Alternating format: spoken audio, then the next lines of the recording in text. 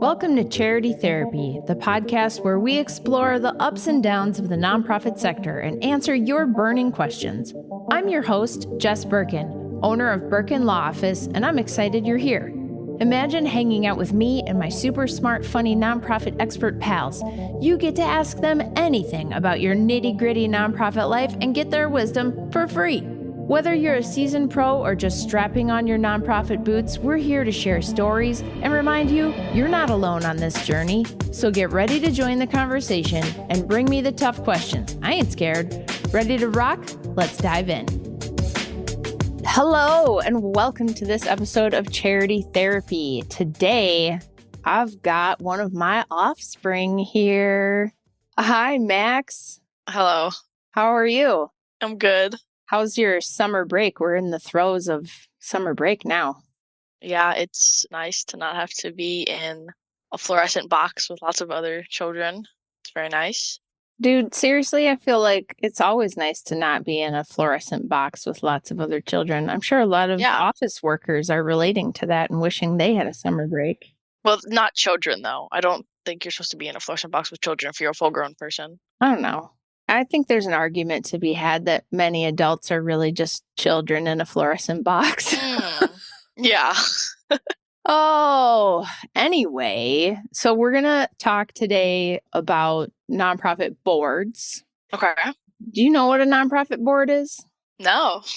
Okay. Not even a little bit. So you know I work with nonprofits, right? Yeah. Yeah. And so the nonprofit, I guess the thing that's different from a nonprofit and a company, like that makes money or whatever, is that the nonprofit has a board of directors that are all volunteers, and they like decide what's going to happen with the nonprofit. So for me, I own the law firm, right? That's my company, and I'm the boss. Yeah. And I get to say what happens. Yeah. And I listen to Megan, but like ultimately I don't have to listen to Megan, right? Oh. Okay. Okay. See how it is? Mm-hmm. Megan's going to listen to this and be like, wow, Jess. Wow. Right? So with a board, you have to listen to Megan, right? Because it's a group. If she was on the board. If we were a nonprofit and we had a board and Megan was on the board and I was on the board, we would have to make decisions as a group. So that's kind of what makes nonprofit boards different. They're all volunteers. They're not getting paid for being the bosses. Legally, in many states, you got to have at least 3 people. So it's like literally has to be a group of people. Yeah.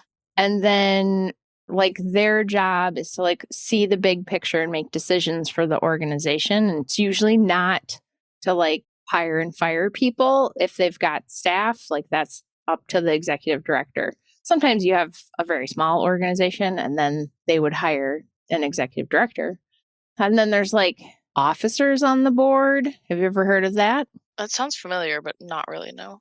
So president, treasurer, secretary, those are like the officer titles.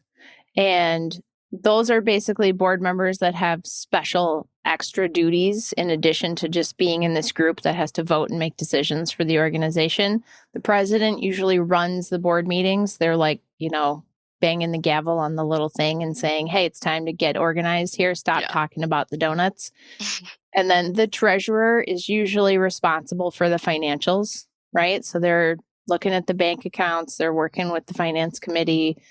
And then the secretary, much like the title suggests, they write down the notes. Yeah. It's like what happened at the board meeting, who voted on what. Yeah. You got to keep records, right? Yeah. Yeah, as a lawyer's kid, it's important to keep records. Otherwise, there's no proof. That's right. You got it. No proof otherwise. Yeah. So that's like the ideal situation. It's all volunteer. There's at least 3 people. There's like no income from it? Well, that's a great question. So there might be income for the organization, but you don't pay your board members. Okay. They're volunteers. Is it a legal thing? Or like, could you pay them if you wanted to? If they're in charge of everything. I'm going to have you on more often because these are good questions. So it is a legal thing because the whole thing with being a volunteer is like you're not responsible. So there's a state law that says if you're a volunteer and something bad happens, we want people to volunteer. Yeah. Right? We don't want people to be like, I'm not doing that because I'm going to get sued. Yeah. So we want people to volunteer. So if you're acting as a volunteer, including being on a board, you're immune. You have no liability as long as you are acting in good faith and like, being a good person, whatever. Yeah. If you like go and stab someone with a knife, then there's no amount of legal immune for that person, right? Well, he's a volunteer, so it doesn't count, actually. Right. I was voluntarily murdering you. That's not how it works. So that's why it needs to be all volunteer. So I guess like you could pay nonprofit board members, but you get rid of that volunteer protection and it just like looks bad, So like, yeah, who wants to give donations to this place that's paying their board members? Maybe that should change. I don't know. But like, it's the way it is. Yeah. It makes sense. I just think there should be like an option like, oh, if you want to compensate them if they just did a really difficult job, they could be compensated for that work. I agree. And I also work with a lot of clients that are trying to navigate, like, how do we get more diversity on our board?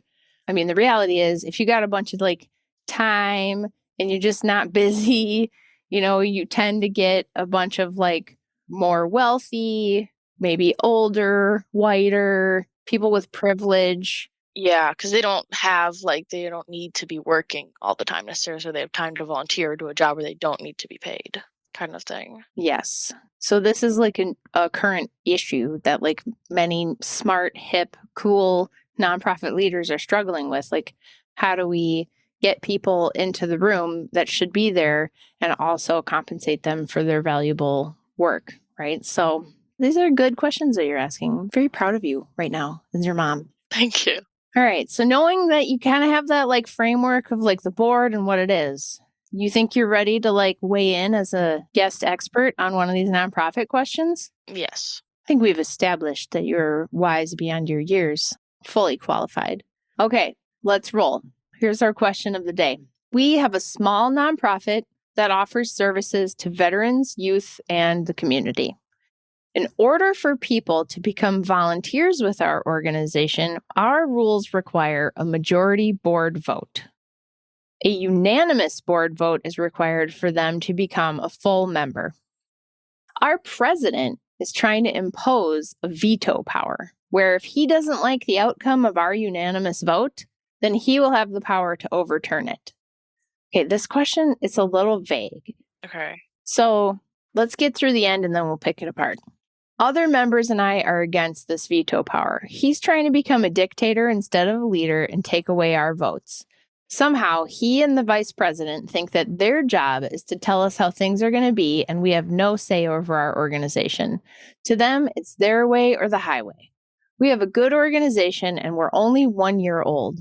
I think we have great potential if we could get the president and the VP to understand they don't own the nonprofit and they don't get to call all the shots for it. We're supposed to be a team. Everybody's supposed to be on the same side. How can I make him understand that he has no power over our votes and his job is to make sure what we vote on as a board, it's carried out? I feel like if this isn't figured out, our nonprofit will go out of business. Dude, that's wild. Right? Okay. Fuck that. Wait a minute. If you are in charge, and not only a company, but a nonprofit, it's all about community and you need to be like working together. It's just not going to work if you're just like, well, you can all vote. Because that's not even just like you're making big decisions. It's like, yeah, you can say what you want. You can do a vote, but like, if I don't like it, too bad kind of thing. Mm-hmm. And it's just kind of like overpowering. Right? 100%. And the thing that's baked in here, which is hard to understand a little bit to me anyway, is like what I think is happening here. Because it says, in order for people to become volunteers with our organization, we have to vote them in, like just to be a volunteer. Yeah. Right? So imagine if you were going to go volunteer at the Humane Society down the street to like play with the kitties sometimes, and they were going to have a vote on whether Max can even be a volunteer. That seems a little like controlling. Yeah. It's a little like, why does the board need to vote on that? They may have had like some issues in the past though, where people came into the nonprofit and then there was issues. So now they're like, maybe we should, think about this more. So they're having voting. 100%. I feel like nonprofit PTSD is a thing. Like people make rules because something weird happened once. Yeah. Okay, so but then it goes deeper. A unanimous board vote is required for them to become a full member. I don't know what that means. Full member? Like a voting member of the organization or a member Yeah. of the board? Yeah. I'm going to go with it means to become a full member of the board. This is like a small group, and I don't know. Yeah. It could mean that like you join, you pay dues, and you become a full member, or it could mean to join and vote the board, to be on the board. Hmm. I'm going to just go with that because I can't tell. Yeah. But here's the thing. It says the president, if he doesn't like what we voted on unanimously, then he will have the power to overturn it. Which, first of all, so you're just saying this guy gets to say who's on the board or who's one of our. Then what's the point of the board? Thank you. Yeah. So he's like trying to have a nonprofit having a board. He's like getting through it with like a technicality kind of thing where he's like, oh, I have a board, but I just don't listen to them kind of thing. Yes. Yes, I agree. And I'm curious if sometimes in nonprofits, they will say that the president or the chair doesn't actually have a vote. And so I wonder if that is the situation here, because how do you have a unanimous vote, but the president doesn't agree? Like the word unanimous means everyone agrees. So he, she, whoever, they must not. It said he. Yeah, I think they did say he. I'm also picturing this being like a crusty old dude, just to be fair. I'm picturing like a Kyle who's like, I own this company. You listen to me, Yeah. I just think this organization tries to like observe the whole like the president or the chair doesn't actually get a vote. And that is like chafing for him. And he wants to stuff the board with people that he likes. I see that all the time. I was thinking like, what if we're like thinking that he's in the wrong, but what if he's not? Because we didn't get like a lot of backstory. What if the board has been either rejecting a whole bunch of really good people or letting in people that aren't super good for the nonprofit? The president's like, well, I need to like override this because there's people that are really qualified for this job that they're just turning down for whatever reason. Yeah. Because we don't really know. That is a great point. We don't really know. We're only getting one side of it. And from what I can read between the lines here, other members and I are against this veto power. It seems like there's factions. So it's not everybody. Yeah. It's some people agree with the president having a veto power and some people don't agree.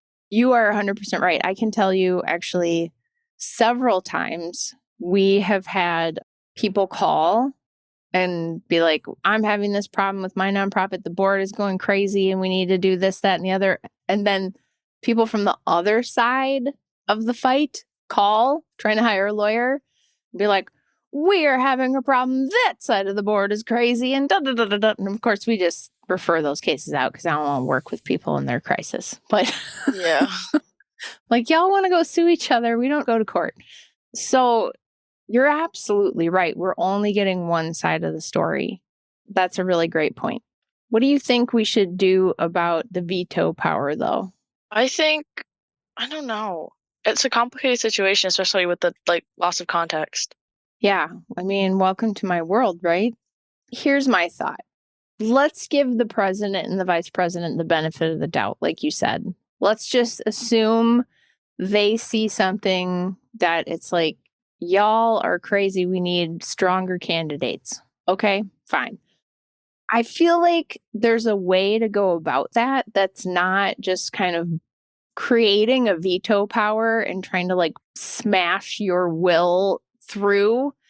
I feel like a better tack in a situation like that is to say, hey, let's make a policy about recruitment and let's identify the strengths and the qualities that we have and identify the areas where we are missing talents and strengths, and then push that through our nomination process and really look at our candidates in the context of how are they qualified?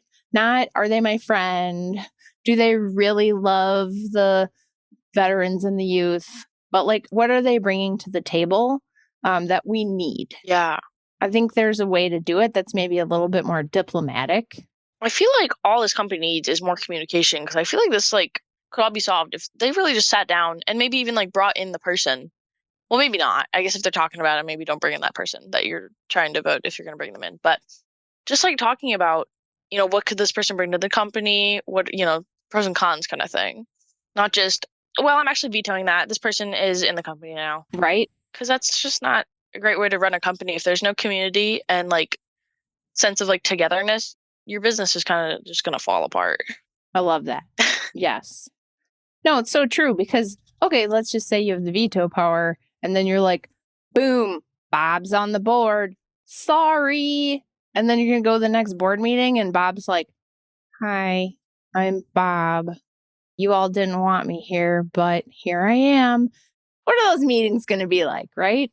What if the president's only looking at parts of that person and they don't know how good of a person that they're actually bringing into the company and you haven't seen, everything? No, I love it. I love it. So I feel like there's some key takeaway points here, which you have kind of articulated as you're in your if the 14-year-old wisdom comes right through, then I feel like this is really excellent advice for these people. And maybe they'll play this episode at their next board meeting and can hear what we're trying to say. So number one, more communication. Yeah. Communication is key. Not just trying to like hammer out your will against their will and be like, I have veto power. No, you don't. We remove you.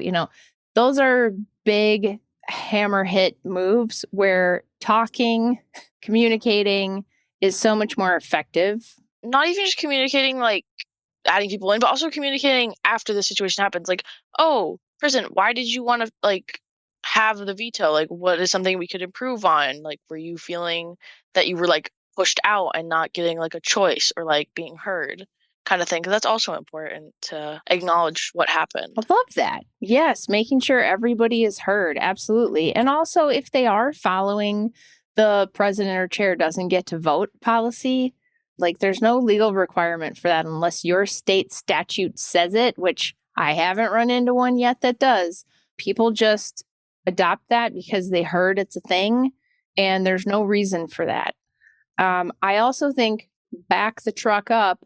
Why do we need to have a unanimous vote? Like there's some key fundamental things here. Like why do we need a board vote for the volunteer? Why don't we have a volunteer manager?